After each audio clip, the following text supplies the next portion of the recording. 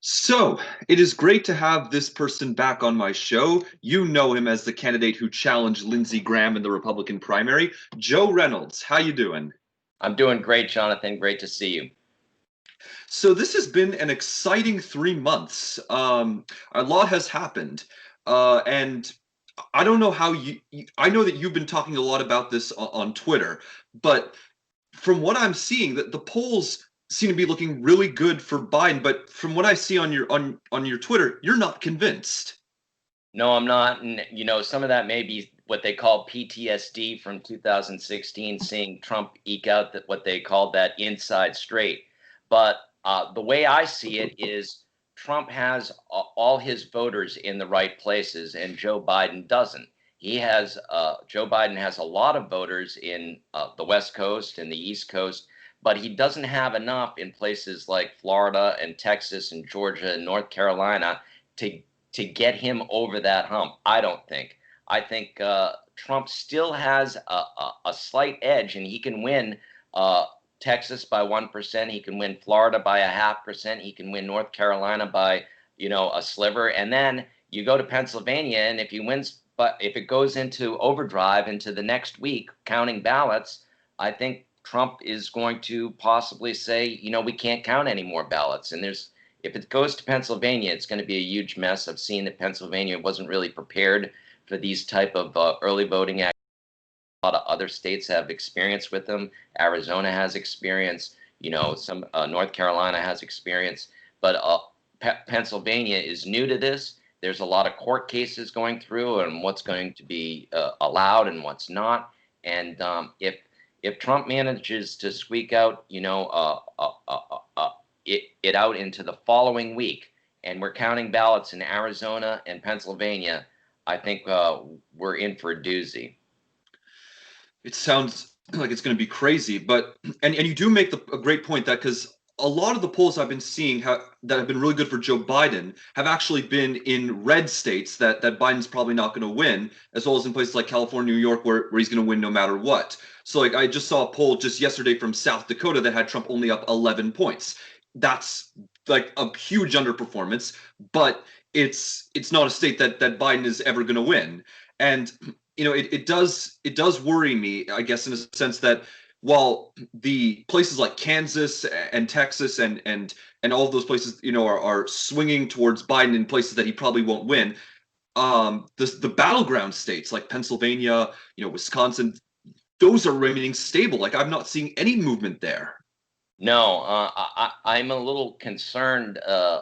Obviously, both you and I are not Trump fans, so let's put that out on the table. We're not looking forward to another Trump victory, and I don't feel he's suited for the presidency. And I just personally have a dislike of him, as a lot of people do. And I think, some of these organizations like the Lincoln Project and Republican Voters Against Trump have done their utmost to try to create that what they call that Bannon line. Bannon said if you can get 4% of those Republican voters to peel off and vote for a different candidate than Trump, then Trump will lose. And they've been trying to really reach that Bannon line.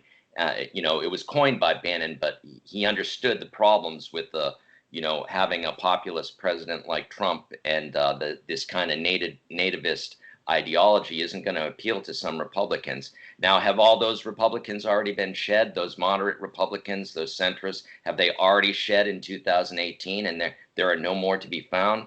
I don't know. I look at the registrations in Pennsylvania. There's a little bit of a dispute on registered voters.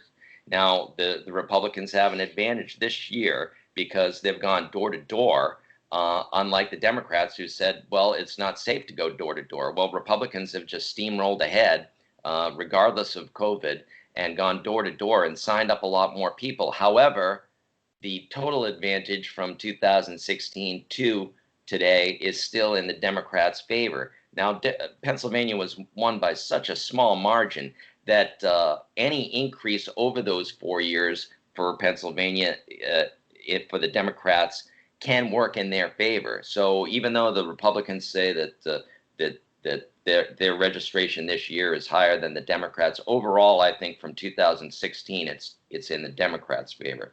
Now, another thing to consider is demographics, and it's not just demographics of increasing Hispanics or increasing black vote or anything like that. I think there's a demographic edge for Democrats in that some of the older Trump voters are unfortunately passed away in the last 4 years, and you have people who are 30 moving into that voting category, and I don't see a lot of love for Trump in that category. So that's a demographic that you have to watch for. Obviously, it says Biden is winning seniors. I find it hard to understand that Biden is winning seniors, Biden is winning women, Biden is winning suburbs, Biden is winning all these categories, but he's still not winning in my mind. And when they say that there's going to be higher turnout, that's also not necessarily a the best thing for Democrats. Democrats think higher turnout is going to be better for them. The polls are going to be more reflective. But when you have a pool of voters that don't vote, and now they're going to vote, in that pool of percentage of non-college educated white males. Those are the non-voters mostly. So you're going to have a higher pool of them. So you're going to have 60-40, I think, larger in that pool of non-voters that are going to go for Trump. What are your thoughts? I mean, that is something to keep in mind, that is that Biden has actually consistently shown a greater lead with likely voters than he has with the electorate as a whole. And so, the conventional wisdom that higher turnout benefits Democrats, might not necessarily be the case. And I easily agree that we could see that, benefiting Trump if turnout is really, let's theoretically, if it was close to 100%, maybe that actually would benefit Trump. And I do have to say that the thing I stubbornly refuse to believe, despite all the evidence that we've seen so far, is Florida. Is that Biden is winning Florida, because Florida has always managed to find a way to disappoint. In fact, I believe at the end of August, the state Republican Party had about $8.3 million in the bank, while the Democrats had just $127,000 in the bank. So it just always seems like that in Florida, the Republicans have figured out how to adapt to the demographic shifts, and the Democratic Party has just never been able to compete there.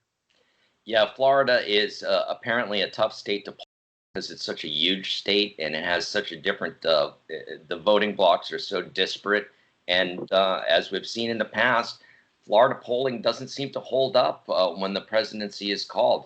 Florida polls showed in 2012 showed Obama and Mitt Romney just about even, and then at the end of the night, Obama had won by 1.5%. In 2016, it showed, I think, Hillary with a slight lead, and then Trump wins by 1.5%. So when I know the pollsters have said that they have now adjusted for the non-college block, that they weren't pooling enough in their polls in places like Florida and Pennsylvania, and the state polls weren't very good, they said, in 2016. Okay, but what is the thing that they're going to miss this time? We can all say that maybe they've improved from last time, but there could be another thing this time that they're missing. I don't know what that is. Possibly Hispanic voters now turning to vote for Trump. Who knows? It's hard to say. It's actually, that's one of the more curious things I've noticed about the polling. Is that it seems there's now multiple sources suggesting that Trump seems to be making inroads with Hispanic voters. And admittedly, I sort of understand why some groups of Hispanic voters might be have warmed up to Trump, particularly Cuban voters, and as well as immigrants from Nicaragua and Venezuela. I think they actually might like some of his tough talk on Cuba and Venezuela. So maybe they've warmed up to him, in the last 4 years because of that. So I'm just wondering maybe if whether the Trump's apparent inroads are confined to Florida, or whether they're spread elsewhere, and that could have an impact on the electoral college that we're not anticipating at the moment. Well, as I've been told, about women, not all women are the same, and not all Hispanics are the same. Cuban Hispanics down in South Florida are different from, traditional Hispanics in New Mexico, and are different from Hispanics in San Antonio. So there's all kinds of, and there's also an age difference with Hispanics in that the younger Hispanics are leaning more Democrat, but the older Hispanics are leaning more Republican. Now, George W. Bush managed to creep up to almost 40% of Hispanic vote back in 2000, 2004. But, the Republicans have essentially kind of squandered that with the nativist tone of Donald Trump and his implication that America is for the real America is for the white people. So he doesn't say that part out loud, but he almost does, and people hear it. Right. And I mean, it's worth noting that some Republicans have actually managed to win Hispanic voters despite Donald Trump. For example, Rick Scott in 2018, I believe he got 48% of Hispanic voters, and that I think was largely due to his longstanding support among Florida's Puerto Rican community. And so, there have been some Republicans who've been able to, make those inroads and sort of stand out. I think that Rick Scott himself actually endorsed the idea of Puerto Rican statehood and actually criticized Trump's response to Hurricane Sandy. Neither of those things I think were true about Ron DeSantis, who ran for governor, when I think his coalition was a little bit more Trumpian than Rick Scott's coalition was. So, it's just fascinating to see. We have to remember that, Hispanic voters are not inelastically democratic. They are in some ways a swing demographic, and the right kind of Republican can easily win them. Absolutely. Now, why don't we bounce around a couple states here, and I'll ask you, what do you think about Wisconsin? Sure.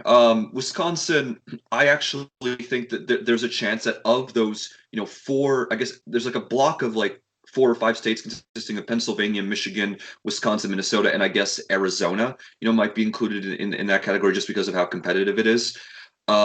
Wisconsin might actually be the worst of those 4 or 5, and I'll tell you why.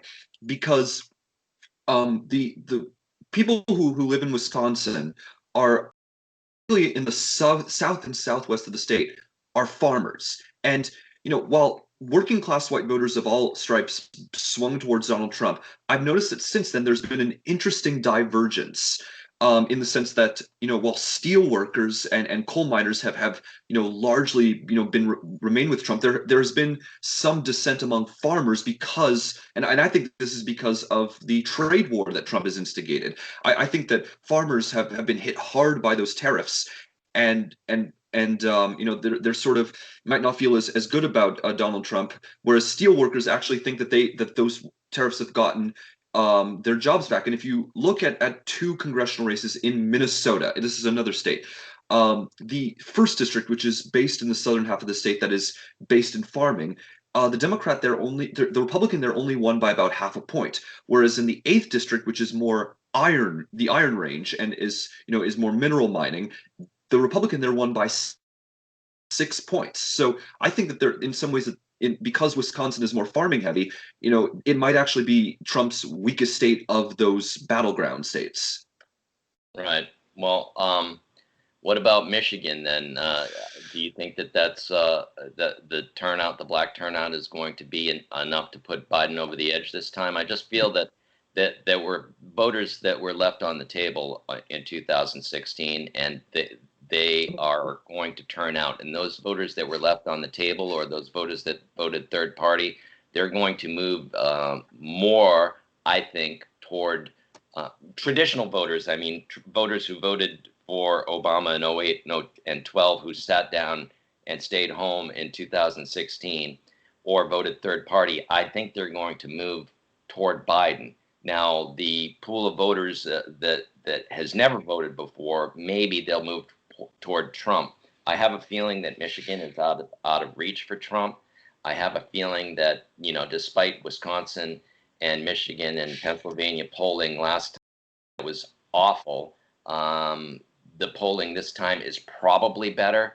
But everybody tells me, there's a margin of error, and if it's 4 points, Biden's up 4.6 in Pennsylvania, he's up, 6 in Michigan, he's up 6 in Wisconsin, and the margin of error is 4%. That starts a little hairy. Now everybody tells me, well, the margin of error, Joe, could go either way. It could go hot, for Biden or against Biden. But I seem to think that this is like a bank error. It's never in your favor, and any margin of error is going to spoil towards Trump, I believe. Right. And the truth is, well, this might not apply for this particular election.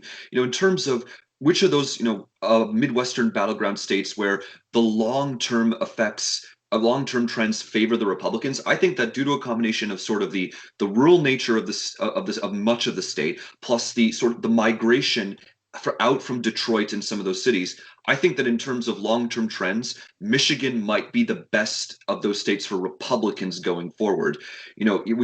We've seen Ohio sort of lurch to the right, and in some ways I think that Ohio has become a light red state, and I personally think it might actually be the toughest state for Biden to win of the swing states.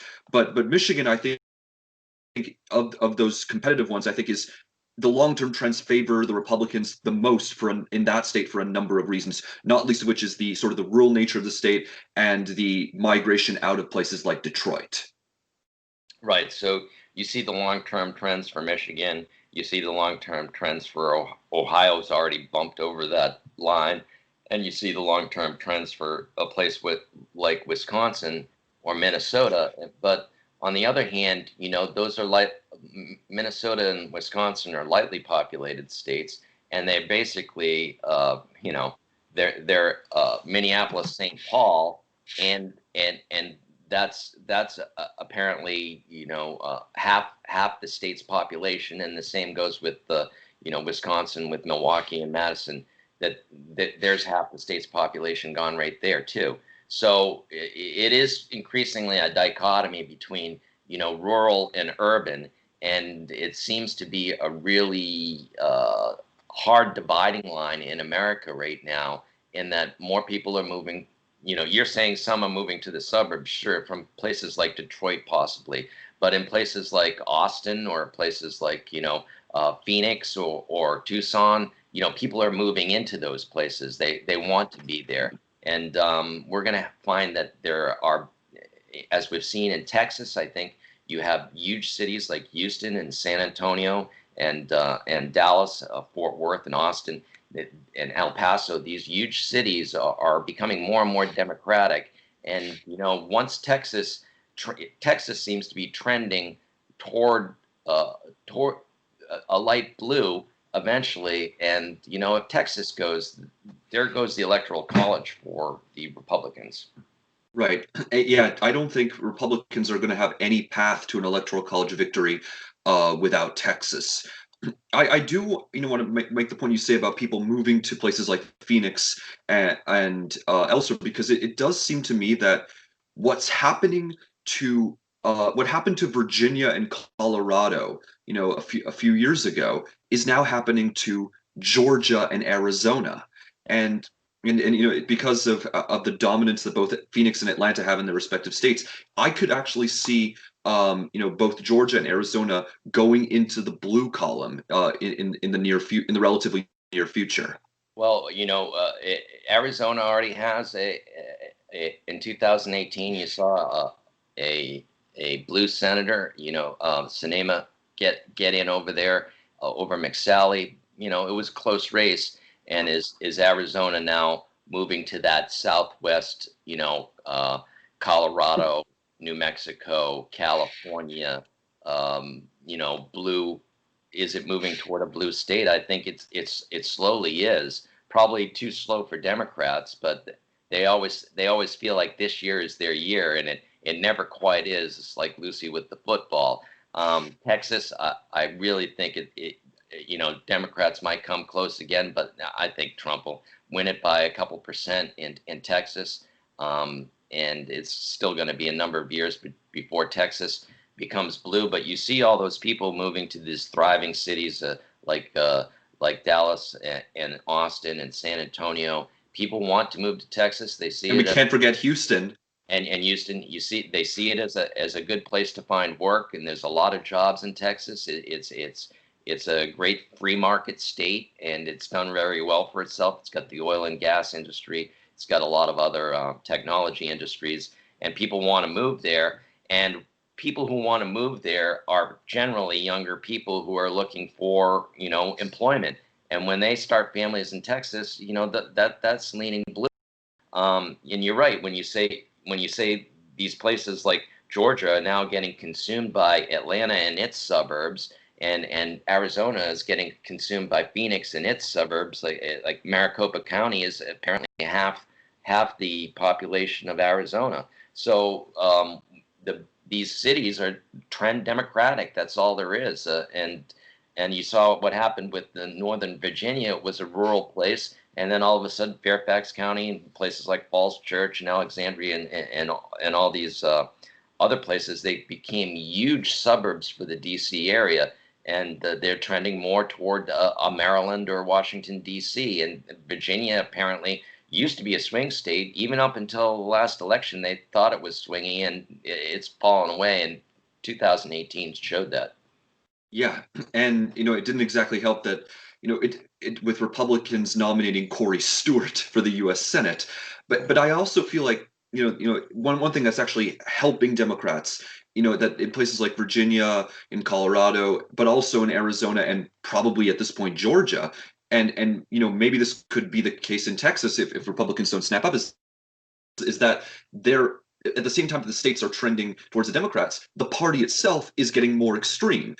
We've seen that, not just with the nomination of Corey Stewart in 2018. This year, Republicans may have somehow found a way to lose Virginia 5 by nominating Bob Good.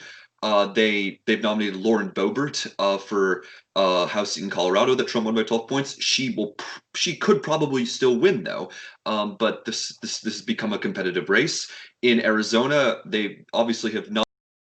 Ward as they have Kelly Ward as their party chair. Texas, they got Alan West as their party chair. And in Georgia, they nominated Marjorie Taylor Greene, who's going to become a congresswoman, and who quite famously has professed belief in QAnon. And so, I'm sort of just, it's remarkable to me that, the Republicans, probably outside of Florida, the Republican parties in competitive states are just so poorly positioned to compete there.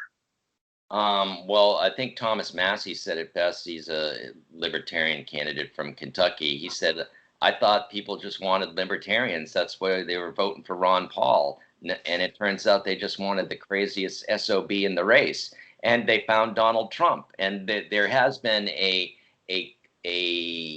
nurturing of this kind of style of politics for some time now. I think Fox News has even started to dip its toe in the water with Tucker Carlson, with this kind of nativist, real America, code for white America, and how it's disappearing, and the fear factor. And I went to a lot of these GOP meetings, and the sense came to is that there are people there who are essentially good, great people, but they're afraid of change. I think they see change as something that is going to be bad, whereas America is always changed, it's always changing, and it's almost always been better for us. There's a reason why we're the most diverse country in the world, and we're also the strongest country in the world. I don't think that's a coincidence, and people have to be able to adapt to that. There's an old guard of Texas Republicans who were trying to adapt to that.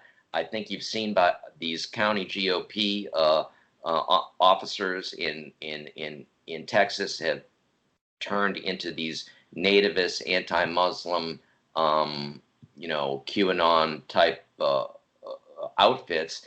And what's going to happen, unfortunately, is the Republican Party is going to end up like the National Front in France. It's going to end up with 30% of the electorate, a hard 30%. They're going to win a few local offices. They're never gonna make the big time. They're never going to win the presidency again. They're never going to, win Congress again.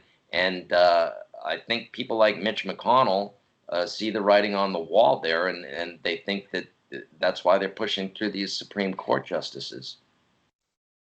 Right. I think Mitch McConnell himself has said that, the next election is probably going to undo a lot of the policies that they passed, but the Supreme Court is not going to be easily undone. The number of justices that they've installed in the judiciary, that's going to be lasting unless, Democrats are actually able to make the political case for packing the courts and expanding the size of the Supreme Court.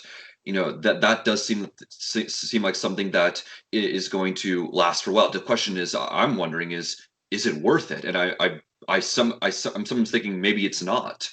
No, I think Biden doesn't want to give the answer because in all honesty, it's pretty sneaky on his part to not give an answer and say I'll give you an answer after the election. Now, a lot of people have said it's a pretty important question to be answered, and he won't answer it. Well, he's following Trump's lead a little bit. He's just going to not give an answer. My tax returns are in the mail. The check is in the mail. That type of thing. So I don't think Biden's instinct is to put more people on the court, and I don't think that will be his priority. I think he's probably a more pragmatic person, and he wants to get some things done for COVID first off the bat, and he wants to probably shore up our healthcare system. So I don't think he wants to get involved in this spat on Supreme Court justices, even though the progressive left kind of pulls him a little bit in that direction. Your thoughts? I mean, the whole court packing thing, Biden might not get involved in. I'm just wondering maybe if the bill actually does pass Congress, whether or not he'll sign it. One thing I think the Democrats, I think, are going to have an easier political case to make is admitting DC and Puerto Rico as states, because they could, we're extending the right to vote to more Americans. The difference, however, with there are actually a couple differences, between the court packing and DC statehood. One of which is that DC statehood, the political case is easier to make, but it's a bit more legally dubious, and you would expect conservatives to actually sue to prevent that happening. But I do think that if Biden does try to shake up the system in any way, it would be DC and Puerto Rican statehood rather than, and maybe axing the filibuster rather than expanding the size of the Supreme Court. Yeah, that's a good point you make, Jonathan. I thoroughly agree with that. I think that it's easier to push through DC statehood and Puerto Rican statehood. But here's the problem. I don't see an easy win in the Senate. I don't see necessarily the writing is on the wall for Republicans in the Senate. They still have a very good advantage in all these rural states, places like the Dakotas, even Montana, although the Democrat there, Bullock, is making a good run. These states are very red. It's a presidential year. The GOP voters come out who didn't come out in 2018. It's going, and I see a guy like Jones in Alabama possibly losing. So there's 54 for the Republicans. So now you got to pick up 4 seats. I think Gardner loses. I think Collins is on the ropes, and I think that Mark Kelly is doing well. So shout out to my alma mater classmate, Mark Kelly, and so there's 3, but that's not 4. Where's the 4th one going to come from? I know Ernst isn't doing well in Iowa, but you mentioned Susan Collins, right? Yes. Yeah. So I mean, I will, however, point out that the crystal ball, Larry Sabato and those guys, they actually just put Iowa, the Senate race, into the leans Democratic flip category. So Yeah. they actually they now think Joni Ernst is in fact endangered. And she had a very poor showing on that TV show, news show. Did you see when asked about the price of soybeans? She Yes. she really floundered and then pretended she didn't hear. And I got a problem with my mic, and it really looked bad for her. Here's the farm girl who's out there slaughtering pigs and shooting shooting the wolves off her property or whatever political campaign shtick she had. And then the Democrat was asked about the price of corn, and she basically nailed the. And then they go to Joni Ernst, and she didn't really have a clue as to what the price of soybeans In Iowa, that's politics 101. If you're an Iowa representative, you got to know the price of corn and the price of soybeans and some of these farm products, pork bellies or what have you. I don't personally know myself, but Neither do I. apparently the break-even price is 335 or something for corn in Iowa. Nice. And I will, however, say that the other thing that looks good for Democrats is Cal Cunningham. He's been involved in a scandal that involved a sexting scandal that has just gotten worse, in the past few days. But he has not been hurt by it at all, if you believe the polls. Yeah, it's kind of there is no shame anymore.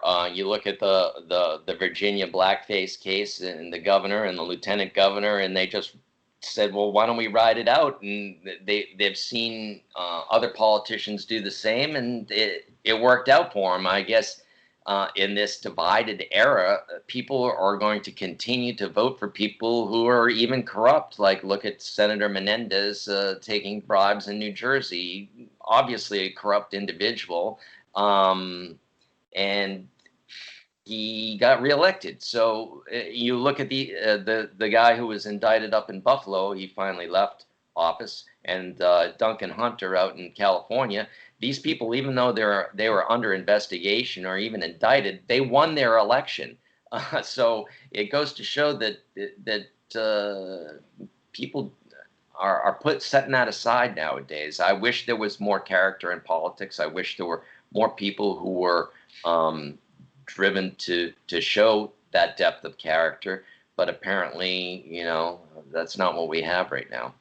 Well, I disagree. I think that this year in particular, scandal-plagued incumbents have actually been actually voters have shown more of a willingness to kick out incumbents, particularly those who've had some scandals, like Ross Spano had some sort of campaign finance violation in 2018. He was just thrown out by Republicans in favor of another candidate, and Steve Watkins in Kansas, put his address at a UPS store, and he was thrown out for the state treasurer who's going to be running in that seat. And there's another candidate in Arizona, David Schweikert, who did survive his primary, but that race, this is a Romney plus 20 seat, a Trump plus 10 seat. This race is looking really competitive. It actually might be the most competitive race in Arizona. So I actually think that this year in particular, voters are showing, less of a tolerance for that sort of thing. So you see Cunningham winning the North Carolina race? That one, that's going to be one I'm the least sure about, just because it's quite possible that Cunningham will have the partisan lean of the race on his side, but he might not any longer be able to count on outrunning Biden, which for a while it looked like he was going to do. So he might run even with him instead. Right. Well, yeah. I mean, I think the Senate is still 50-50, whether it goes Republican or Democrat, and if it stays Republican, there isn't going to be any increase in the court seats. And besides that, if somebody like Stephen Breyer decides to retire, I don't think Biden will be able to put forward a candidate for the Supreme Court. I don't think that Mitch McConnell will allow it, and he'll just stall it for 4 years. Right. And I guess sort of to round this up, because I know that you do have something very important to take care of today. It's just the reason why at least one model I'm following is bullish on Democrats' chances, because they have outside chances in a large number of races that they're currently considered not favored to win. Such as Steve Bullock versus Steve Daines in Montana, Barbara Bollier versus Roger Marshall in Kansas, and probably. Yeah. That one actually is probably the surprising to me. I did expect Roger Marshall have a much better chance than Chris Kobach at being able to hold down the Senate seat, and what I'm seeing is something I really did not expect. But the other one that's actually looking really interesting is the one in your state. It's Jamie Harrison versus Lindsey Graham. It's very close. The Post and Courier, which is a local Charleston paper, just gave an endorsement for Lindsey Graham, and they split their endorsement and gave an endorsement for Joe Cunningham against Nancy Mace. So it was kind of an interesting dichotomy there. the Post and Courier went on to say that they were hopeful that Lindsey Graham could return to his pragmatic self. So it's a hopeful for Lindsey's integrity. It's a bad bet if you ask me. You should probably go to a different table if you want to make a bet like that. So I was a little disappointed by that. Obviously, Harrison is doing well. He's got $57 million last quarter. They're spending it all. And I've seen ads up every night, well, one after the other. There's a Lindsay ad, then there's a Jamie ad. So it will be interesting to see Jamie's ploy by putting up ads for the constitutional candidate, paid for by Jamie Harrison, saying that Lindsay is bad on guns and Lindsay is bad on immigrants. See if they can peel away, a percent or two of Republicans to vote for this Constitution candidate who's still on the ballot, even though he decided to pull out of the race and support Lindsey Graham. So you see the ad. It's a really remarkable ad for the constitutional candidate. And at the bottom, you see paid for by the Jamie Harrison campaign. Yeah, and I speak just South Carolina. I really want to have you back on the show along with Representative Mandy Powers Norrell to talk more about the South Carolina politics. That'll probably be a little bit after the election. But I definitely want to have you back just to talk about South Carolina, like the congressional race in the first district, as well as any number of interesting state races that Representative Norrell would probably know a lot more about than me. Well, there's another curious candidate down here. Her name is Lynn Bennett. She's a nice person, and she's Republican, but she dabbled a little, dipped her toe in the water of Q. And the Democrat Ed Sutton, who is an Air Force reservist, has really hammered her on it. And the flyers that are coming out are really over the top on Q candidate Lynn Bennett. So. It'd be an interesting race to look at as well, state race. Yeah, it sort of worries me that that Q candidates are sort of making like has become essentially the mainstream. And what I'm wondering is, in 2024, will you see Republicans try to sort of appeal to that group, like maybe Republicans champion the issue of human trafficking? That's an issue that obviously no one would be opposed to, but it could also be the perfect dog whistle to that group. Right. You've seen little tidbits on the news about how the political consultant class is leaning now into that QAnon group as the future of the Republican Party. I think that if Biden wins, if there is a Democrat Senate, if there is a total blowout, then I think Republicans have to come to the table and say, listen, what we're doing isn't working. People are repulsed by this conspiratorial nonsense that Democrats are, drinking the blood of children, that there's a pedophile ring where Democrats and Hollywood celebrities are abusing children. There's also a wing of Republicanism that is anti-5G. I don't know if you've heard that conspiracy bubbling up. There's also these crazy areas where Republicans in the past have dipped their foot in and they said, well, it's okay, we're going to get more voters. That's coming back to haunt them. And I think that if there is a blowout, we have to have Republicans stand up and say what we've done is wrong. We need to start over. It's understandable that people may have been upset with the way things were going and Republicans were for the elite class. That's going to stop too. We're going to have a new party that cares about people, that wants people to have health care. You look at President Trump, he doesn't have a health care plan, and neither does the Republican Party. What are we doing? We want to appeal to people. You look at a guy like Fitzpatrick up in Pennsylvania. He just got, he's a moderate Republican. He just got, this is a race you're following closely, I know. He just got the endorsement of maritime unions. He's a guy that likes to keep his finger on the pulse of his community, and he is a Republican, that we should be, aspiring to. Somebody who is a moderate, somebody who understands there's such a thing as climate change, somebody who believes that in unions, somebody who believes in the working class, And you can still believe in the Constitution, the rule of law. You can still believe in states' rights, and be a Republican. You don't have to go to all this nutty nativist nonsense like Tucker Carlson or QAnon to win. And if we're going to win in the future, I think we need to be more like that. And hopefully, if assuming that Republicans get destroyed this year, it'll have a better outcome than the effort in 2013 Republicans had to reform the party, which ended up going nowhere. Hopefully, this time around, people will actually wake up and listen. I will admit you're probably more optimistic about that than I am, but I really do hope that that is the case. Anyway, Joe, really great to have you on the show, and hopefully we're going to have you back real soon, as soon as probably when the results come in.